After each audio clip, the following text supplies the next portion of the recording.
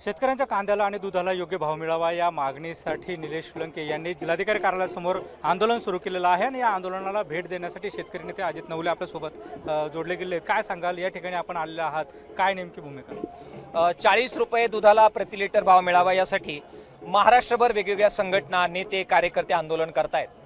कालपासून निलेशजी लंके यांच्या नेतृत्वाखाली अहमदनगरच्या जिल्हाधिकारी कार्यालयाच्या समोर हे आंदोलन सुरू आहे। मात्र अद्यापही या आंदोलनाची पुरेशी दखल ही दुग्ध विकास मंत्री आणि मुख्यमंत्र्यांनी घेतलेली नाही। ही संतापजनक गोष्ट आहे।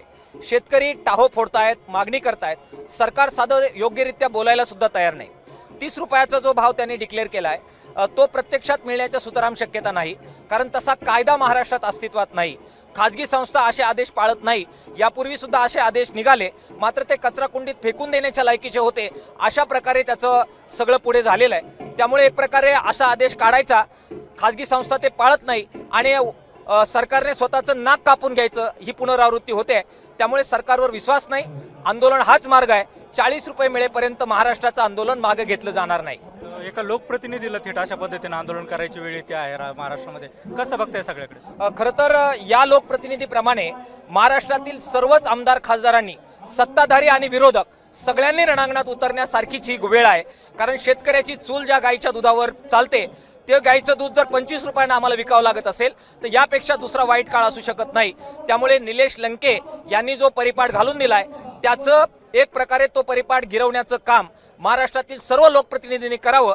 जे करतील त्यांना घेऊन, मात्र जे करणार नाही त्यांच्या विरोधामध्ये शेतकरी पुढे जातील, आम्ही सगळे पुढे जाऊ। मात्र आपण जर बघितलं तर प्रत्येक सरकारच्या काळामध्ये शेतकऱ्याला आपल्या प्रश्नासाठी संघर्ष हा करावाच लागतोय।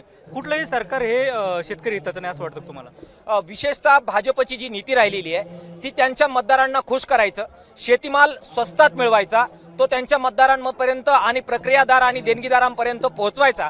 देणगीदारांचे, कॉर्पोरेट कंपन्यांचे मोठ्या प्रमाणात नफे वाढवायचे आणि शेतकऱ्यांना मात्र मातीत घालायचं, हेच धंदे हे भाजपनं केलेत। कांद्याबद्दल आपण तेच पाहिलं, सोयाबीनबद्दल ते पाहिलं, कापसाबद्दल ते पाहिलं आणि दुधाबद्दलही आपण तेच पाहतोय।